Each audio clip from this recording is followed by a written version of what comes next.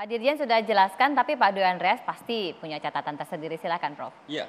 Iya betul, tadi juga dikemukakan oleh Pak Dirjen, karena memang Pak Irman juga sudah mengemukakan, jadi sistem pangan Indonesia ini kan sudah terintegrasikan totally ke sistem pangan dunia. Tadi meralat beberapa angka ya, misalnya angka impor kedelai 2,47 itu adalah impor grain.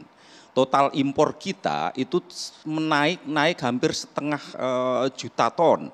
Jadi tahun 2021 ini yang kemarin itu kita sudah 7,9 juta ton kedelai yang kita impor dalam bentuk grain maupun dalam bentuk meal. Meal ini yang digunakan untuk industri makanan minuman dan digunakan industri pakan yang sudah barang itu juga akan berpengaruh ke kita juga.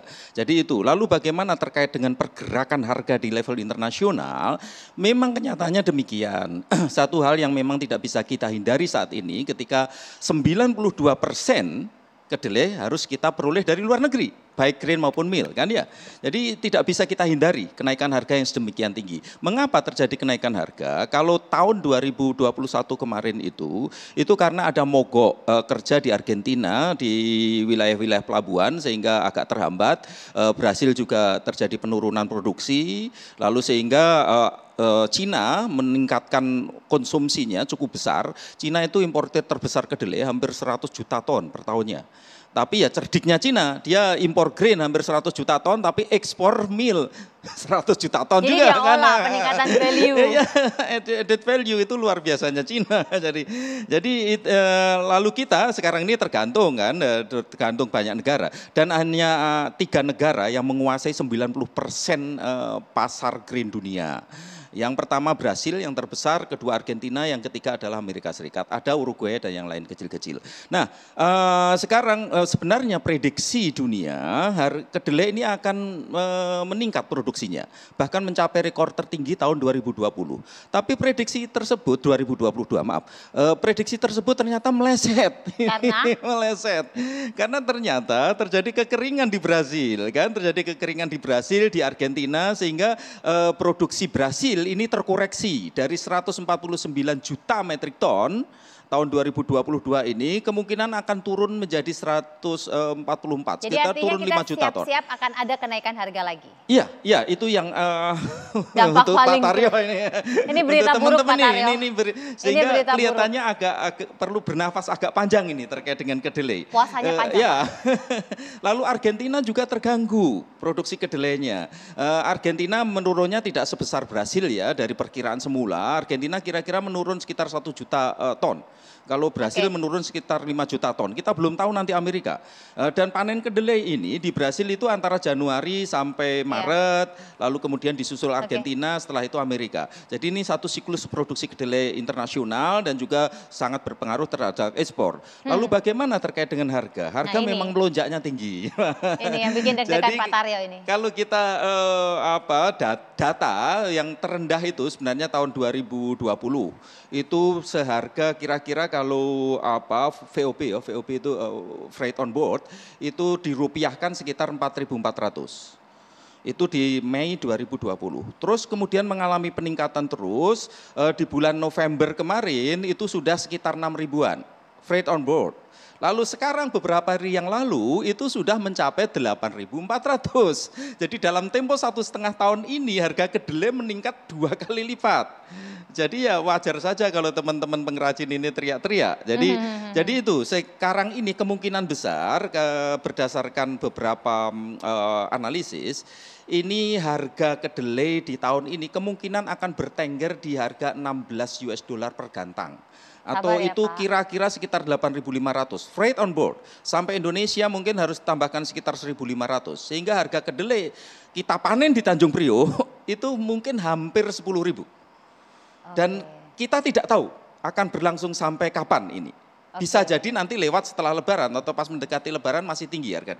Sehingga mohon ini juga pengrajin tempe, konsumen juga harus siap-siap menghadapi situasi ini. Karena memang tidak menguntungkan bagi semuanya. Dan ibu-ibu harap juga menerima kenyataan. Walaupun sebenarnya ada blessing in disguise. Nanti tapi cerita blessing in disguise nanti di belakang aja lah. Tapi Pak Taryo udah siap ya. Ini dengan kondisi yang disampaikan oleh Prof. Andreas. Siap. Harus benar-benar memperpanjang nafas dan menyiapkan. Tadi jadi saya setuju dengan Pak Oke. Jadi kalau misalkan komunikasi dengan importir itu saya anggap itu adalah skenario satu lah, opsi satu. Ini di sini ada Pak Oke, mungkin Ya. Bapak mau langsung Kemudian, sampaikan kepada Pak Oke. Tapi setelah itu pemerintah harus siap juga dengan cara stok tadi yang disampaikan oleh Pak Herman. Kalau terus-menerus seperti itu hanya berkomunikasi lalu jangka pendeknya oke lah. Tetapi jangka panjangnya harus diskenariokan pemerintah supaya tidak terjadi seperti ini terus-menerus.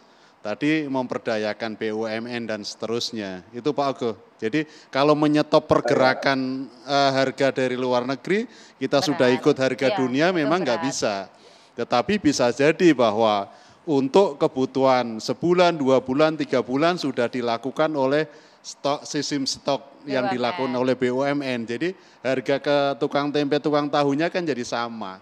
Tapi kalau tukang tempe, tukang tahu ikut dengan voucher Amerika hari ini Amerika naik di Indonesia naik, ini yang sulit bagi tukang tempe dan tahu. Wassalamualaikum warahmatullahi wabarakatuh, kayaknya gitu ya Pak. Pak Oke ada yang mau ditanggapi Pak, silakan.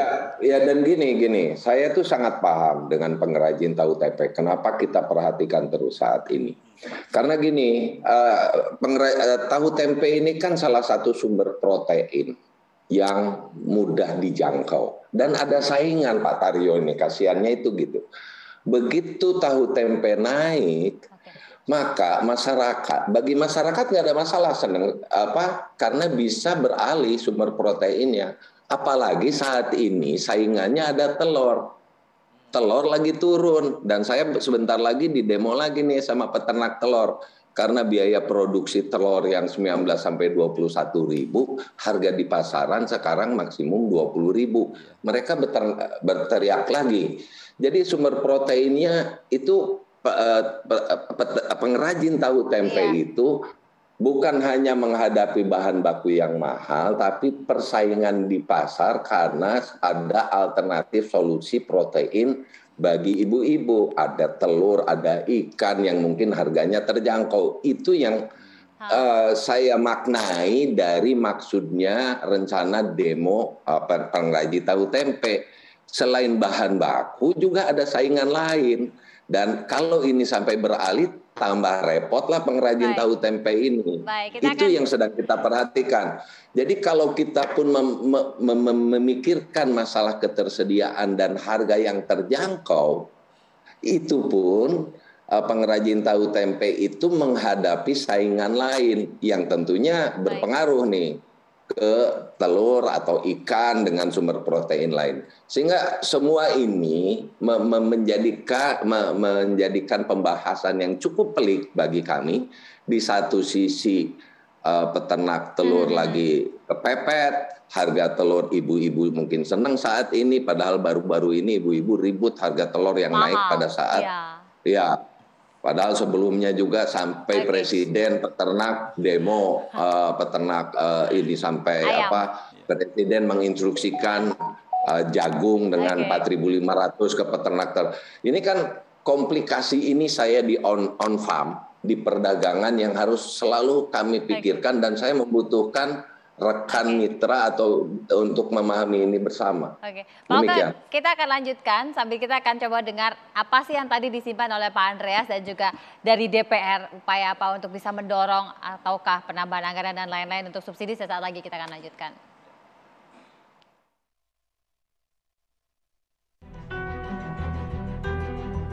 Ukurannya kok tempenya kok katanya tambah kecil ya, gimana kalau kita ukuran plastik biasa ya buat beli kedelai lagi susah. Di pasar masih belum sih, belum naik. Di tukang sayur juga masih belum naik. Kalau di pasar biasa 5.000, kalau di tukang sayur keliling 7.000 saya beli. Baru terakhir kemarin hari Selasa.